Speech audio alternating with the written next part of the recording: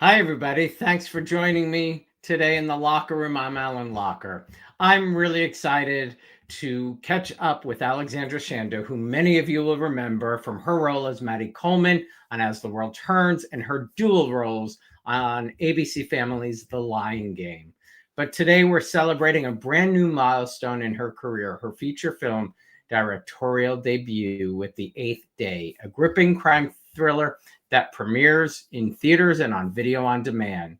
We'll be diving into her journey from actress to director, the making of the film, and what's next for her career behind the camera. Please help me welcome my pal, Alexandra Chando, to the Locher Room. Hey, Alex. Hi, how are you? Congratulations. I am Thank well. you. Thank What a big you. day. What a big day. It is a big day. I'm very excited. It's been a long road and it's nice to be at the finish line. Well, it's release day. I mean, feature film. How do you feel? I feel good. I'm a little sick, so that's kind of a bummer. So I know I won't really be out celebrating later, but I feel really good. I feel really proud and excited about the release. I feel like for my first film, the fact that it's in theaters and on demand on Apple and all the places, I am really grateful for that. So because I know that that's not always the case.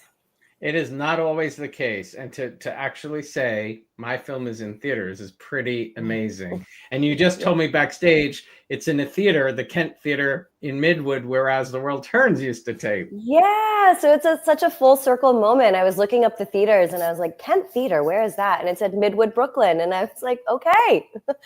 Crazy. Yeah. Is it in Austin near you?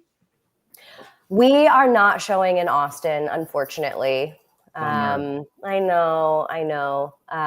But I think that there's a few of my friends were able to see it already kind of beforehand, and then everybody else is just going to have to buy it. Would you have been, because I mean, I know actors who don't like to see themselves on screen. Would you have actually, if it was in Austin, do you think you would have gone to a theater to see the reaction? I think so. Yeah, I think it's really fun to see that. We flew to New Mexico last week. We shot the movie in New Mexico, and so we wanted to do a screening for our crew, and so we rented out a theater and I got to sit in and watch it. I didn't sit in for the whole thing. I've seen the movie so many times that I just don't need to see it again. But it is cool to kind of sit there like the beginning and the end just to kind of see everybody's reaction a little bit. It's very special, especially with the crew. It's their work too. It's they put their artistry and their craft into it. So it was cool to see it with them. Well, for those watching who don't know what it's about, how would you describe The Eighth Day? My elevator pitch is it's a female heist set in the 90s in West Texas. So it's set in 1994. Two guys come into town from Chicago into West Texas, trying to hunt down somebody who stole $150,000. And they meet two women and, kind of craziness ensues. I love that. How did the project come your way? So I've been working back and forth with a writer producer here in Austin. She's actually a New Yorker. Her name is Suzanne Weiner, and she had me produce her first short film that she directed. And then she had me act in a short film. And so we kind of do this back and forth. And so finally she had said to me, I know you're looking for a feature. I have one that's just been sitting on the shelf. She actually wrote this script in the 90s at Columbia University during film school. Yeah. So it's very authentic. It's not like written, today and, trying to remember what the 90s were like. She actually wrote it in the 90s and then kind of finessed it, obviously, through the years. And so she brought it to me and I loved it. And I really wanted to attach myself to it. And so we started putting it together and I got very lucky being able to get financing as quickly as I did. And Yeah. But I do want to point out one of the things that I'm very proud of is all of the producers, our editor, and our financier are all women. When you said you wanted to point something out, that's amazing. Amazing. Yeah. I Love that. And I love that she wrote it, while in film school too. That brings a real cool realness to it. I love that. What was it a daunting, I know you've done a short film. Was it a daunting task taking on your first feature? And did you approach it in a different way? I definitely approached it in a different way. I kind of put myself through like a mini film school. After Lion Game, I started shadowing directors on TV. So I have over 500 shadowing hours. And so that was kind of the biggest thing for me, where I was just learning so much and taking in so much information from other directors and seeing what works, what didn't work, and different types of personalities on set. So I really learned all of that. And then my DP, my cinematographer, his name is Cameron. I had worked with him before, and I knew I wanted to be with him for my first feature because he's somebody that I really trust and I knew would have my back. And so we started prepping months and months and months prior to our actual pre-production. So I was over-prepared, which is the best way to be. That's, another thing that I learned when I was shadowing. I myself have the personality to just always over-prepare. But for this, I was like, this is my first feature. I'm not going to mess this up. I need it to be good and be ready on set. And so by the time we got to set, I felt so ready. I felt so prepared. And anything that was kind of thrown our way that was a little, would put kind of a wrench in our day. Like there was one day we showed up to set. We had scouted the location a week before. It had rained the night before. When we scouted it, the tree was up and we planned our whole shot around it. And then when we got to the location on the day, the tree was knocked down and completely on its side. So things like that, where I was like, okay, we just have to kind of pivot. But because I was prepared, I was able to really do that with ease. You said 500 hours of shadowing directors, but that's not the amount of hours you were on the set of As the World Turns or The Lion Game being directed. You've watched, before you were even probably considering this, so many different directors on all of those shows that you've done. So totally. the experience is truly, ingrained in you. Tell us about the incredible cast. Phoebe Tonkin, who I love from the originals, Darren Mann from Animal Kingdom in 1923, and rounding out with Mustafa Speaks and Valerie Mahaffey. Pretty incredible. How did you pick everybody? I had my list. Phoebe was at the top of my list. We kind of started with Eve. And she was always at the top of my list. And I had met her a few times just in passing, but didn't really know her. And so I reached out cold to her manager and just said, I have this script and I would love for her to read it. And she did, and she met with me almost immediately, which was really amazing. So she really responded to the material. I got very lucky with her. And then similarly with Darren Mann, I met with a couple guys, and Darren really stood out to me. And I really thought that he could put a very interesting spin on the character, and he really did. And then with Mustafa, same thing. He was recommended to me by another actor, director friend of mine, Jennifer Morrison. She had worked with him, directed him, and said, hey, I think this guy would be really great. And so that's kind of how we put it together. And I got very lucky. They're all very professional. They all kind of come from the TV world. So that made a huge difference when you're moving at the speed that we were moving. It's great to have people who are used to that TV schedule and that pace. So yeah, I got very lucky in that regard. Do I have it right? Was it 20 days that you shot this in? We shot it in 19. Wow. Yeah. I mean, And I guess As the World Turns certainly helps with, how fast you had to do daytime back in the day. listen, I think that my time on As the World Turns really primed me. Everybody always asked what it was like to be on a soap, and I loved the fact that it was school for me. It was a technical school. I learned so much that I still take with me. I can memorize lines so quickly because of As the World Turns. Yeah. So yeah, I'm super grateful for those years that I was there. Obviously, a little bit of a different scenario with the editing and the directing, given that it's like they're basically editing in real time. But yeah, just kind of learning the technicalities of things, and even just on-set etiquette was a really big thing. I now, when I'm directing, I meet actors who are great actors, but they are a little more green, or they're just starting out, and you can really tell that they don't have the on-set etiquette quite yet. So I think the soaps And for you that. learned being prepared. I mean, you really Yeah. could not show up to As the World Turns. And 20 years ago, you made your debut this year, which is beyond. When you think of being on the set of The Eighth Day, Mm-hmm. are there things besides, being prepared, are there things you think you learned on World Turns that you just automatically bring to that set?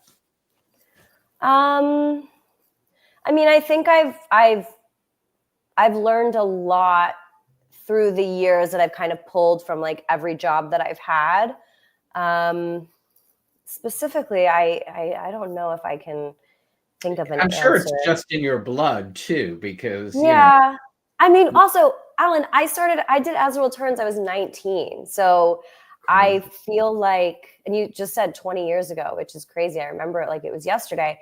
But I think when you start something so young, you're right. It kind of just becomes ingrained in you, and it's just kind of intuitive. It becomes intuitive. I can't imagine that it's not just in you. And you shot in New Mexico. What, besides sort of, the tree falling, what were some of the biggest challenges or difficulties for you? The New Mexico weather was crazy. We sat in the camera truck for 6.5 hours to wait out a thunderstorm. So we lost half a day. We originally had an 18.5-day shoot, I think, and we had to add an additional day because of thunderstorms. We had 2 days where we got rained out. So that was really challenging. For me personally, my first day of shooting, or the first week of shooting, I got this crazy rash on my face that I could not explain. It was everywhere. So the first day on set, I was just covered in red splotches and dots all over, and that lasted for a while. And the altitude was a challenge. You don't realize that Albuquerque is like 6,000 feet up. So yeah, mostly just kind of like the elements. Yeah, that's wild. Do you have a favorite moment or scene that without giving story kind of away, that you can share? There was a lot of really fun moments. I think the cast was such a fun time that we kept it kind of light on set, so it always kind of made for a really fun environment. I really enjoyed Mustafa and Darren's scenes. They have a very kind of comedic back and forth between them, and I think it adds a lot of levity to the movie.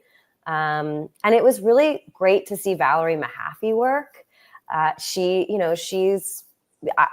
one of those people that she's been in everything. I mean, she was in Seinfeld and Dead to Me, and she just works constantly. And she came on and was such a professional and just so fun to work with. And it was fun to see her work. Yeah, trying to think It might have been Claus. I don't know if she's. Oh, yeah. I feel have to. like that sounds right. I'm gonna try and look while we're chatting quickly because yeah, she's really something else. Yeah. And And I she's like can't think. old school actor. Like she's very, Yeah, she brought a different she vibe. is a character actress. Hmm. Amen to that. How would you describe yourself as a director? I I think because I'm an actor as well, I am very much in tune and, keyed into the actors and their needs, and how to give them notes and how to have discussions. I mean, there were days on set where I would watch a scene and I wouldn't have an exact note, but I would walk up to Darren and say, okay, this is what I'm thinking. Let's spitball this. And so just the fact that I was able to kind of do that and speak that language with him or with them, I think is an asset that I have just from, like you said, being on sets. And I also pride myself on being calm and kind of creating a safe environment for people to feel like they can play and fail, take big risks and take big swings and fail sometimes.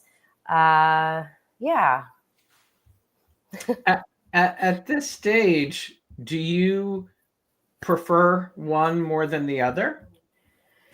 Acting or directing? Yes and no. I really, really love directing. I feel very much like in my purpose and in flow when I'm directing. Can I ask, when you started as Maddie back in the day, like, was directing a part of? No. Not until Lion Game. Lion Game was where I got bit by the bug. And by watching those directors? I think because I was playing two characters, we had guest directors coming on and having never shot, split screen, green screen. So it was up to me and my cinematographer to kind of teach them the ropes of those particular scenes.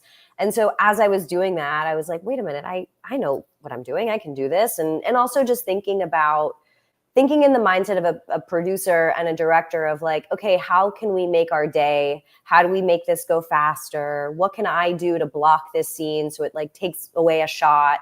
I just found myself thinking in that way more on that show. You were fantastic. I love that. Thank you. I saw that Ali posted about the movie for you, which is awesome. Yeah. Yeah. Yeah, it's crazy. Mysterio is asking if you kept in touch with any World Turns people, and you see people from time to time, right? I see them from time to time. Yeah, I still keep in touch with Zach. And where's he? I think he's outside of New York now. He's on the East Coast. Yeah. But I keep in touch with him, and I think that's kind of it. Oh no, Jordan Woolley. Jordan Woolley is one of my closest friends. He's like a brother to me. Oh, I love that. Yeah. And you two, oh my gosh. you two have made it quite well. Tom is amazing. I still keep in touch with Tom. Yes. I can't believe he's a father. I know. And I'm still best friends with Stephanie Gachet. I love that. I saw that she had commented too. I miss and you two live together, right? We didn't live together, no, but we might as well have. But I lived because of the two shows, right? How did you two meet initially? We met because I lived with Mandy Bruno and Marcy M. Ryan. Yes, right. I knew. Oh, totally forgot. And then they introduced me and Steph in LA. They connected us. Wow. Yeah. It really all goes back to that. It does. It really does. Yeah, it's something else. Do you have a dream project you'd love to direct? I really want to start directing television. I want to direct episodic. I'm working right now on adapting a book, a novel for potentially my next feature that I really like. And I am writing a treatment for a comedy with another comedy writer friend. And so there's like things in the mix, but the development process is long and slow. And Speak about that. When did you first get involved with The Eighth Day? Suzanne sent me the script the first month I moved. So I live in Austin, Texas now. So I moved to Austin January 2021. So she sent me that script in January 2021. And we were filming January. We started prepping January 2023. Wow. Mm-hmm. Right? Yeah, I think so. 2023. Crazy. Yeah, so 2 years from start, 2 years to start it. Yeah, that's incredible. It's Yeah. incredible. TV, do you prefer, you think, drama or comedy? Drama. Drama. Yeah. I want to act in comedy and direct drama. I bet you would be amazing in comedy. Thank you. I started in comedy. The very first series regular role I did was a sitcom. Which when I was 16. What? It was a show called House Blend for the WB. Oh, wow. Mm-hmm. Yeah. It didn't get picked up. It was a pilot. Yeah. How many of those have you done? Too many. I think I've done 5 pilots that haven't gotten picked up. Wow. Mm-hmm. Yeah, it's incredible. So are you reading books and looking at things just in a different way now as a producer, as a director, as a writer? I am, yeah. And because I'm not like a straight writer, I don't sit down and write. I don't, that's not really my lane or my wheelhouse. I do have to kind of rely on ideas from other things or collaborating with another writer.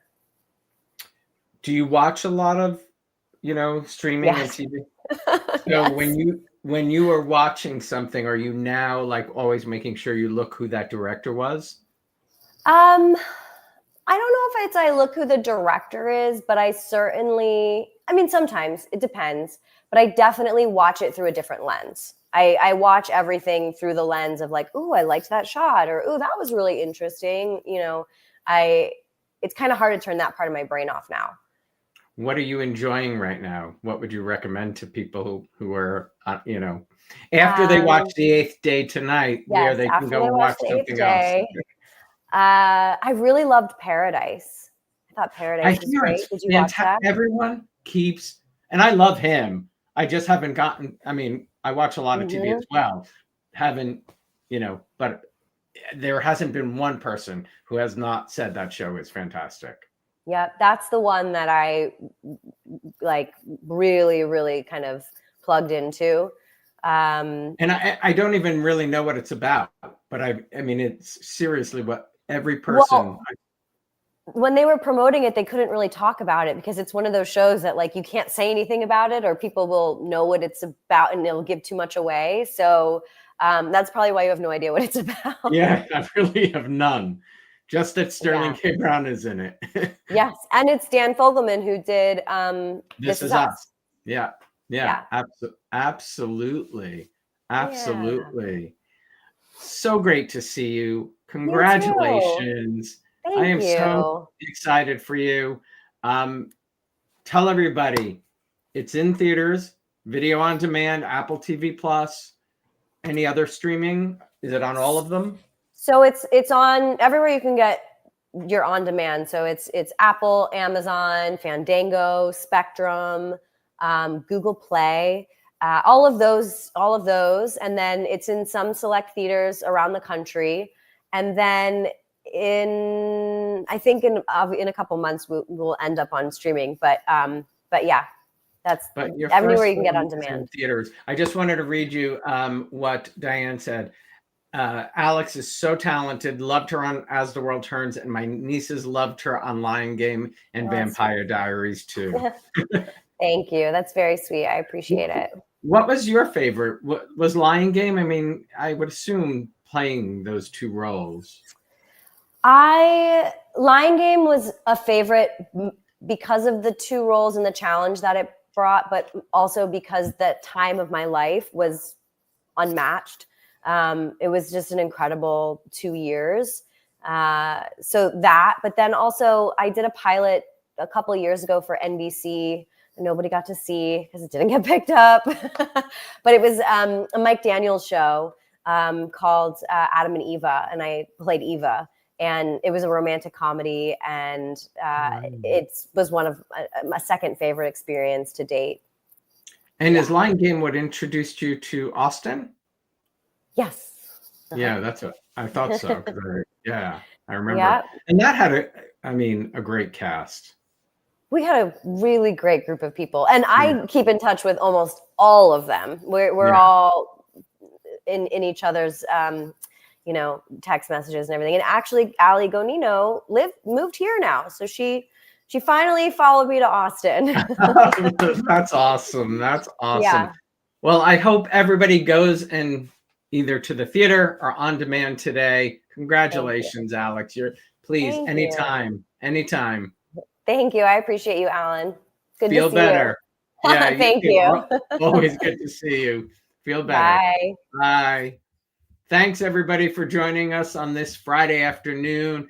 Congratulations, Alex. And don't forget, The Eighth Day is out today in theaters and on demand. Join me next Thursday, March 20th at 7:30 when Days of Our Lives co-stars and friends Martha Madison and Eric Martzoff join me to share memories of their on-screen father, the legendary Drake Hogestyn, and discussing their incredible mission to honor him in a meaningful way, trying to raise money for pancreatic cancer. If you haven't yet subscribed to my YouTube channel, you can do so down below. Always remember to turn on the notifications for reminders of all upcoming shows. And if you like to stream audio versions, just search The Locker Room on your favorite podcast app and download. Have a great weekend, everybody. And as always, please stay safe.